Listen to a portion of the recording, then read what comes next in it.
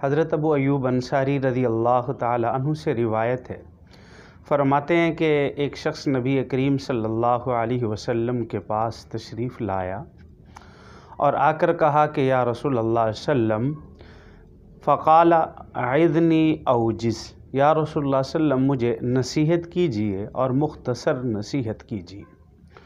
تو حضور اکرم صلی اللہ علیہ وسلم نے اسے 3 نصیحتیں فرمائیں۔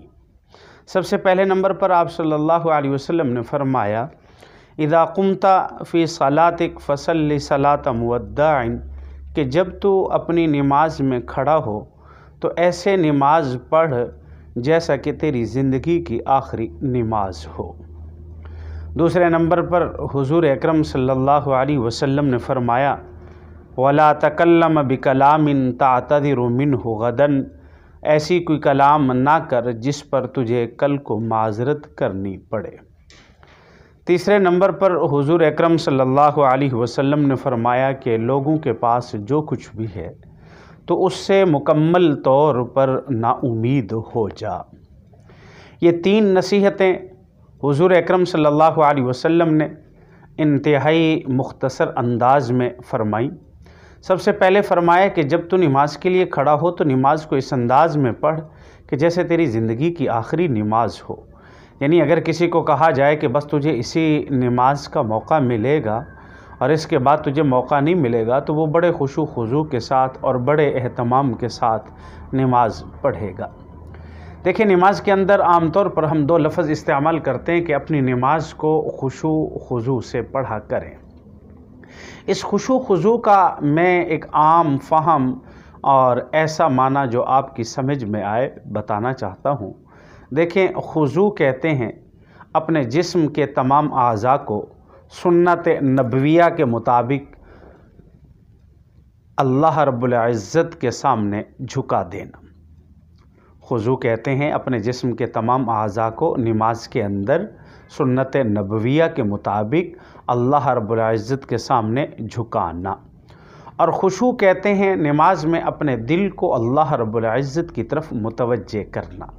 جب یہ 2 چیزیں پائی جائیں گی تو ہماری وہ نماز کامل ہوگی اور اس پر ہمیں اجر و ثواب بھی دیا جائے گا۔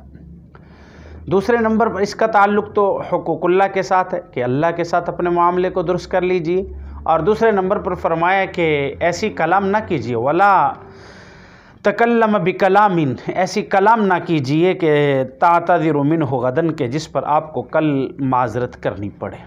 اس کل سے مراد تو کل آخرت بھی ہے، یعنی ایسا دنیا میں کوئی فعل نہ کیجیے کہ ایسا گناہ نہ کیجیے جس پر آپ کو کل آخرت میں معذرت کرنی پڑے اور اس دن معذرت قبول نہیں ہوگی۔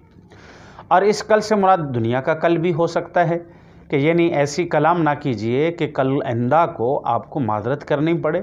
انسان عام طور پر قول یا فعل ایسا جس پر کل کو اس پر معذرت کرنی پڑے 2 وجہ سے کرتا ہے۔ ایک تو انسان غصے میں آ کر ایسے کلام کرتا ہے جس پر معذرت کرنی پڑتی ہے، اور دوسرا شہوت کی وجہ سے۔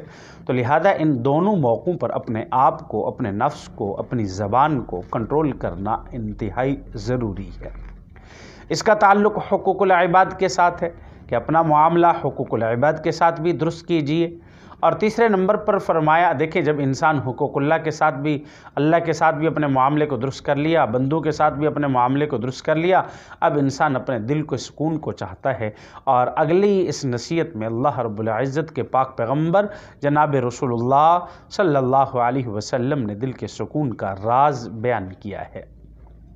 آپ نے فرمایا کہ لوگوں کے پاس جو کچھ بھی ہے آپ اس سے مکمل طور پر نا امید ہو جائیے، کیونکہ انسان نے کئی دفعہ ایسا ہوتا ہے کہ امیدیں لگائی ہوئی ہوتی ہیں، کبھی بھائی سے، کبھی بہن سے، کبھی والد سے، کبھی کسی دوست سے، کبھی بیوی سے، اور کبھی بیوی نے شوہر سے، اور جب اس امیدوں کے خلاف ہوتا ہے تو پھر ٹینشن ہوتی ہے، ذہنی مریض ہوتا ہے، اور دکھ ہوتا ہے، پریشانی ہوتی ہے، غم لاحق ہوتا ہے۔ لیکن جب کسی سے کوئی امید نہیں ہوگی، اب اگر وہ کام اس کے خلاف ہوا تو امید ہی نہیں تھی، تو جس پر اس کو دکھ ہو، پریشانی ہو، اس وجہ سے حضور اکرم صلی اللہ علیہ وسلم نے اپنی اس تیسری نصیحت میں اپنی امت کو استغنا سکھایا ہے کہ لوگوں سے بالکل مستغنی ہو جائیے، آپ دنیا کی زندگی سکون کے ساتھ گزاریں گے۔ اللہ رب العزت ہمیں اس مختصر سی نصیحت پر عمل کرنے کی توفیق عطا فرمائے۔ وآخر دعوانا الحمدللہ رب العالمین۔